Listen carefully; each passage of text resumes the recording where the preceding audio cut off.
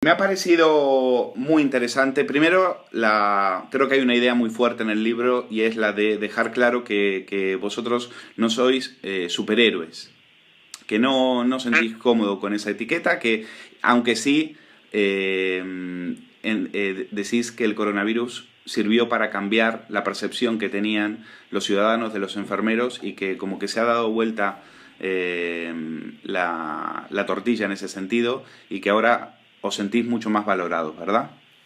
Sí, sí que es cierto que, bueno, que al final la pandemia ha servido un poco para que sí que se pusiese como más en valor nuestro trabajo, ¿no? Sí que es cierto, pero con la etiqueta de superhéroes, pues sí que es cierto que no acabamos de sentirnos, creo que en general no acabamos de sentirnos muy cómodos, porque, bueno, realmente al final es que no lo somos, somos personas que tenemos también nuestros problemas, que tenemos nuestros fallos también y que tenemos además también nuestras debilidades, ¿no? Al final fueron muchos meses y siguen siendo de un trabajo muy intenso. Fueron evidentemente los peores meses, marzo y abril fueron mucho peores que los que estamos viviendo ahora, pero al final eso, somos personas que también nos cansamos, que también sufrimos y que también tuvimos miedo durante la pandemia. Bueno, hay varias cuestiones que te quiero preguntar. A mí me ha llegado mucho cómo está contado en el libro el momento en el que ustedes se van dando cuenta de a poco a fines de enero y sobre todo en el mes de febrero que están llegando pacientes con una neumonía muy extraña. No, ¿Mm? el desconocimiento que tenéis y las pocas informaciones que os llegan sobre el tema del coronavirus y da la sensación que en muchos momentos vosotros sois muy valientes, pero que tuvisteis miedo y pánico, ¿no? Sí, sí, sí, es así. Nosotros, sobre todo al principio, lo que tuvimos fue mucho desconocimiento, porque claro, pensábamos que eran neumonías normales, pensábamos que el coronavirus, pues que negábamos un poco lo evidente, ¿no?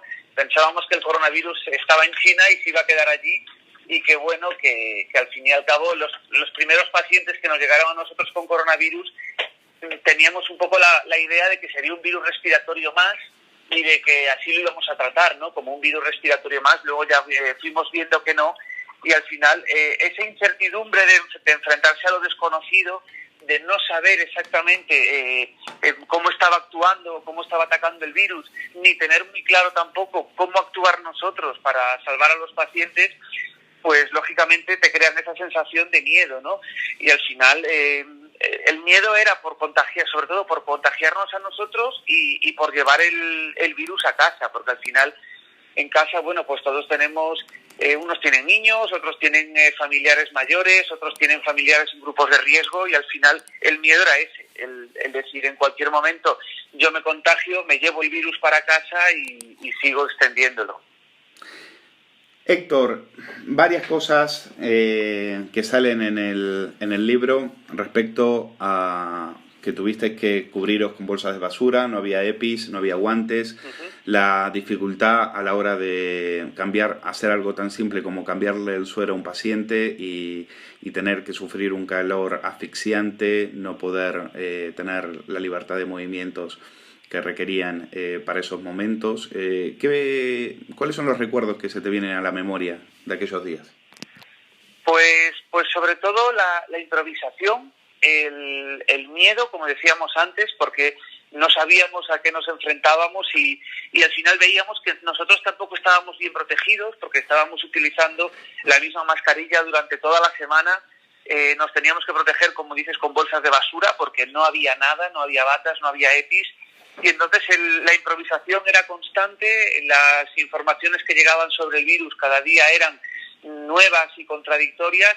Tuvimos que reaprender a trabajar, no todo lo que sabíamos de enfermería, el cómo trabajábamos hasta ese momento siempre con los pacientes, todo ya nos servía y teníamos que reaprender a trabajar de un modo totalmente diferente, que era pues eso, de trabajar bajo el EPI, pasar el mínimo tiempo posible con los pacientes, unos pacientes que estaban solos, por otra parte, y era mucho más duro para ellos el estar en los hospitales. Entonces, yo los recuerdos que tengo de aquellos días son el miedo, el dolor, el miedo y el tener que aprender un modo de trabajar totalmente nuevo. Héctor, hay también otras cuestiones, por ejemplo, decís que, claro, murieron 70 sanitarios y miles de sanitarios, miles de compañeros vuestros se contagiaron por culpa de la improvisación y de la imprevisión de este gobierno. Pero tampoco vimos esas protestas masivas como las hemos visto en otros años, de esas marchas verdes, batas blancas, etcétera, contra el gobierno por la ausencia de todo este material, de toda esta protección. ¿Eso por qué ha ocurrido? Las protestas en ese momento no las vimos porque realmente nosotros entendimos que donde teníamos que estar, a pesar de todo y a pesar de salir en los medios de comunicación denunciando la situación que estábamos viviendo de falta de EPIs y demás, que sí lo hacíamos esas denuncias las hacíamos en medios de comunicación y redes sociales, nosotros sentíamos que donde teníamos que estar era en los hospitales, atendiendo a los pacientes. Hasta cierto punto pudimos entender que algo que nos pilló a todos de improviso y que llegó de pronto, que en esa primera oleada que faltasen equipos de protección y podemos entender hasta cierto punto un grado de improvisación cuando llega algo que nadie prevé y que nadie se espera. Pero sí que en esta segunda oleada que Héctor, perdona, les pilló de improviso, les pilló porque también es verdad que no hicieron caso a las alertas. Mira que lo de Italia estaba ahí y no lo quisieron ver. Mira que lo de China estaba ahí y no lo quisieron ver. Entonces, decir que bueno, era un virus y nos pilló por sorpresa, no, por sorpresa no, el virus avisó. Otra cosa es que le hayan querido hacer caso. Ya, sí que es cierto, pero creo que todos, por lo menos yo hablo por mí y por el resto de los sanitarios, creo que todos al principio subestimamos al virus. Sí que es cierto que todos pensábamos que iba a ser mucho menos de lo que después en realidad fue. Y como te digo, hasta cierto punto podemos entender que en esa primera oleada hubiese una falta de equipos de protección. Lo que no lo toleramos es en la segunda oleada, que en esta segunda oleada se siga con la improvisación y se siga tomando decisiones de día en día totalmente diferentes cada día.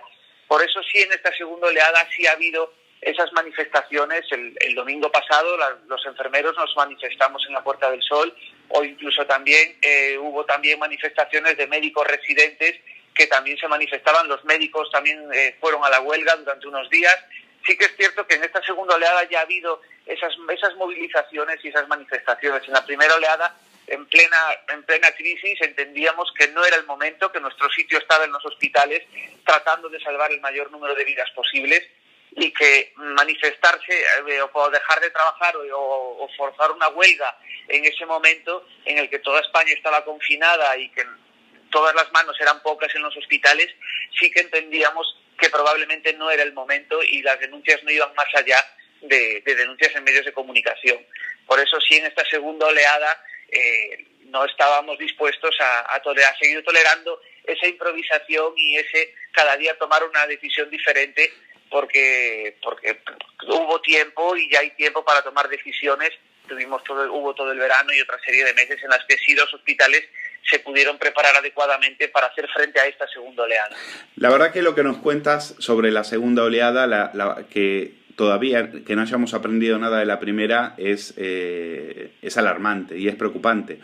Yo entiendo que los enfermeros se manifiesten y protesten delante de la Puerta del Sol, porque en este país las comunidades autónomas son las que en gran parte depende la sanidad pública, pero los que compraron en el exterior mascarillas defectuosas, test homologados que no eran ni test ni estaban homologados, y se gastaron miles de millones de euros en compras en material sanitario defectuoso que después acabó con el contagio de decenas de sanitarios, fue el mando único del gobierno. ¿Por qué no se manifiestan delante de la Moncloa también? Pues la verdad es que habrá que preguntarle a los convocantes de la manifestación. Ya le digo yo, sí que en ese punto le doy totalmente la razón, porque sí que se han hecho cosas mal. En la primera oleada por parte del mando único y en esta segunda oleada por parte de las comunidades autónomas, que son las que tienen las competencias, y a mí me da exactamente igual un partido que otro, un color que otro. A mí lo que me preocupa es el virus, lo que me preocupa son los pacientes que enferman y que fallecen. Y entonces realmente el ver que en esta segunda oleada se siguen haciendo cosas mal, independientemente de la comunidad autónoma o independientemente de quién gobierne o de quién tenga la responsabilidad, creo que ha habido meses suficientes para aprender y para tomar decisiones adecuadas. Las decisiones erróneas de la primera oleada, pues sí es cierto que corresponden a ese mando único porque era quien tenía el poder, pero en esta segunda oleada también están entre las comunidades autónomas y el gobierno central. Como le digo, a mí me da exactamente igual el partido o el color político. A mí lo que me preocupan son los pacientes y son los enfermos, que vemos en esta segunda oleada que siguen falleciendo en torno a 100 personas cada día por culpa del coronavirus. Aunque bueno, realmente en la primera oleada tampoco sabemos exactamente el número de pacientes que han fallecido, porque algo tan fácil como es contar pacientes, pues parece que ha sido una labor muy complicada, porque tampoco, según quién de las cifras, el baile es tremendo. Bueno, Fernando Simón llegó a atribuírselo a los accidentes de tráfico. Algo muy curioso cuando la mayoría de la población estaba encerrada en sus casas, sin poder salir. Quiero preguntarle sobre el tema de bueno, hablábamos del tema de las cifras, hablábamos del tema de... Ahora en estos momentos la población, incluso se está hablando de que los PCR ya no son tan fiables, de que ahora son los test de antígenos los que valen. Tenemos los ciudadanos una confusión brutal. ¿Qué está pasando realmente? Ahora incluso ¿es verdad que esos test ya no sirven, no son fiables?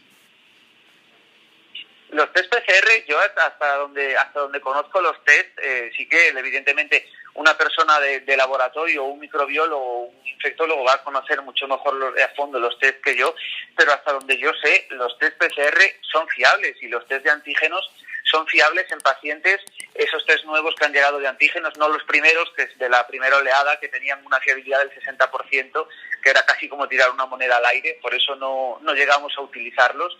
Pero sí que los que se han comprado ahora de la segunda oleada tienen una fiabilidad en torno al 96-97% en una persona con síntomas. El gobierno, el Ministerio de Sanidad los ha autorizado también para hacer cribados masivos, aunque realmente esa fiabilidad es mucho mayor si el paciente tiene síntomas que si no los tiene. Pero bueno, por temas de hacer un cribado más rápido en la población y no tener que esperar a las PCRs que tardan mucho más, supongo que será por ese motivo por el que se han autorizado para hacer cribados masivos. Pero yo confío plenamente en los test PCR, independientemente porque la fiabilidad del test PCR no depende tanto como en el de antígenos de los síntomas del paciente, sino que realmente el test PCR, la fiabilidad es la misma siempre da igual que el paciente tenga síntomas o no, ¿no? Entonces yo entiendo que la fiabilidad de los test PCR es la que los laboratorios dicen que tienen. Ya le digo, yo más allá de la toma de muestras y de entregar el resultado al paciente, desconozco a fondo el test PCR porque no es mi especialidad. La verdad que el libro es muy interesante, cómo contáis de primera mano lo que estáis viendo, el sufrimiento de los pacientes, cómo se os empañan las gafas de protección o los plásticos de protección frente a casos como el de un abuelo que está solo, que está viudo, que está a punto de morirse, una embarazada que se ha preparado durante meses para dar a luz y encima se entera que tiene coronavirus y no sabe si va a poder pasar la prueba. Y creo que eso hay que destacarlo en el libro. El director de Periodista Digital, Alfonso Rojo, fue durante muchos años corresponsal de guerra. Y siempre cuando le preguntaban sobre el dolor, el sufrimiento que vio, siempre dijo, no se equivoquen, un enfermero o una enfermera ve mucho más dolor que lo que vemos nosotros día a día, que lo que hemos visto nosotros en nuestro trabajo. No sé si coincides con esta apreciación. Pues le agradezco las palabras de Alfonso Rojo, porque sí que es cierto que al final uno se curte en ese sentido, ¿no? Y al final uno trabaja día a día con lo peor y con lo mejor con los peores y los mejores momentos de la vida de las personas, y al final uno sí es cierto que no es que se acostumbre a trabajar y a ver el dolor, pero sí que al final tiene que vivir con la muerte cada día, ¿no? Y tiene que vivir con ese sufrimiento también cada día.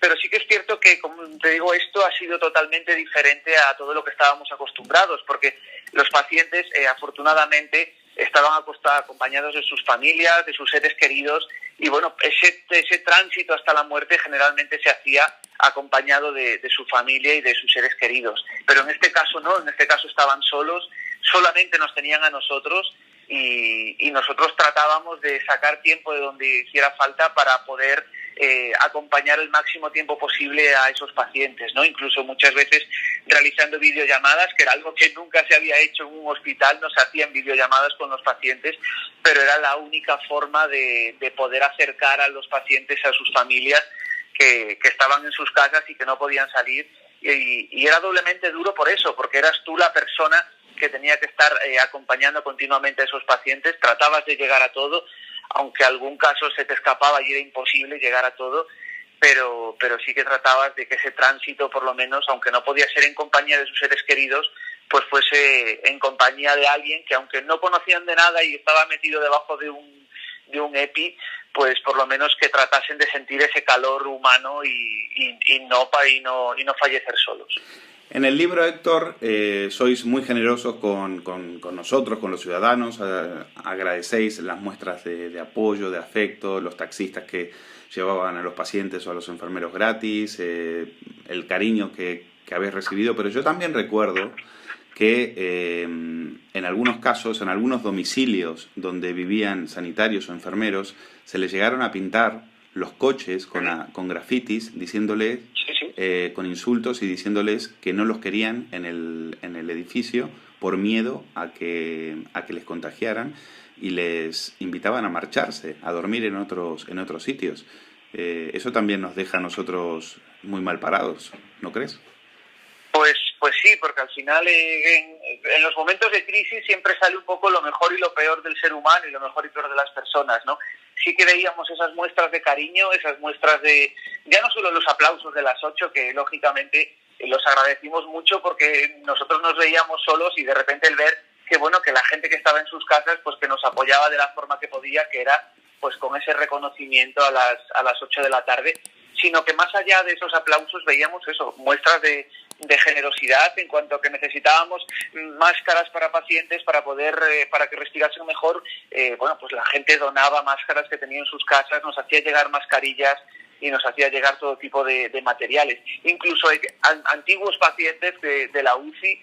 Yo pasé la pandemia en la UCI del Hospital 12 de Octubre, y antiguos pacientes de la UCI nos hacían llegar todo tipo de cosas y muestras de apoyo y de agradecimiento, ¿no? Pero también teníamos esa otra cara negativa. Afortunadamente no eran la mayoría de situaciones, pero aunque no son la mayoría, pues son situaciones que se hacen notar y que duelen, ¿no? El ver que no eres bienvenido en tu casa, el ver que incluso te hacen una pintada en el coche o que te rocían el felpudo con lejía porque eres sanitario y no eres bienvenido allí, mientras tú pasas horas y horas muerto de miedo debajo de una bolsa de plástico tratando de salvar al mayor número de personas. Cuando llegas a casa pues ves que no eres bienvenido, y eso duele especialmente. A mí afortunadamente no me ha pasado, pero sí que hay compañeros a los que sí les ha sucedido, y la verdad es que desmotiva mucho y duele mucho es ver ese tipo de ese egoísmo y esa... Pero como te digo, la parte buena es que eran casos puntuales y que afortunadamente no era la mayoría de casos. Héctor, me interesa tu opinión porque en el libro hay una parte también muy interesante y muy bien escrita, aparte sobre el tema del Palacio de Hielo que se utilizó como morgue, y donde en el libro queda reflejado qué curioso que un sitio en el cual construido para que los niños sean felices, para que la gente se lo pase bien, para tener un rato de felicidad, al final haya acabado siendo utilizado para algo tan tenebroso como una morgue. ¿Tú crees, como han dicho muchos, que el dolor se intentó ocultar? Como que no se quiso en la primera oleada mostrar demasiadas imágenes sobre el coronavirus porque porque no querían ser alarmistas, porque lo quisieron ocultar, etcétera. ¿Tuvieron esa sensación ustedes desde la primera fila? Yo creo que sí. Yo creo que sí, que ese dolor y es lo que estaba sucediendo realmente, ese dolor trataba de ocultarse o de que no fuese tan visible, ¿no? Se daban las cifras de personas fallecidas, las cifras de personas contagiadas, pero al final las cifras son cifras, ¿no? Y al final uno termina acostumbrándose a que le digan que han fallecido 500, 600, 700 personas, porque al final no les pone cara a esas cifras. Pero sí que es cierto que al final creo que no ha beneficiado el tratar de ocultar ese dolor. Creo que no ha beneficiado por dos motivos. Uno, porque los negacionistas de la pandemia se han visto reforzados sus argumentos en cuanto a que siguen pensando que la pandemia no existe o que nadie ha fallecido, que ojalá nadie hubiese fallecido, porque no les ha tocado de cerca. Pero sí que han reforzado ese argumento y también creo que ha colaborado en que la ciudadanía, parte de la ciudadanía, no sea tan responsable con el virus, sino que una vez que se ha levantado el estado de alarma y hemos terminado las fases de desconfinamiento, pues, por así decirlo, cada uno hiciese lo que le diese la gana, ¿no? Con o sin mascarilla. Y creo que ha sido en parte por el tratar de enviar continuamente ese mensaje de todo va a salir bien, de esto pasará y todo va a salir bien, ¿no? Todo va a salir bien si no te pilla el virus, claro, si no eres una de las miles de personas fallecidas, que entonces la cosa no ha salido tan bien. Claro, y sobre todo porque los primeros negacionistas fueron ellos mismos al decir que el coronavirus, pues como mucho íbamos a tener un caso. Y lo más curioso leyendo vuestro libro es que cuando ellos decían exactamente, hay una coincidencia exacta en las fechas, que cuando ellos decían que apenas podríamos tener 1 o 2 casos, esto lo decía Fernando Simón en rueda de prensa, vosotros ya estabais recibiendo casos de coronavirus en vuestros hospitales. Es decir, que el gobierno, mientras en los hospitales ya había casos de coronavirus, el gobierno seguía negando la epidemia, seguía diciendo que las mascarillas no eran necesarias y seguían diciendo que hagamos vida normal y que vayamos a las manifestaciones, a los actos, a los eventos, que no había ningún tipo de problema. Lo decía el gobierno y lo dijo la Organización Mundial de la Salud también.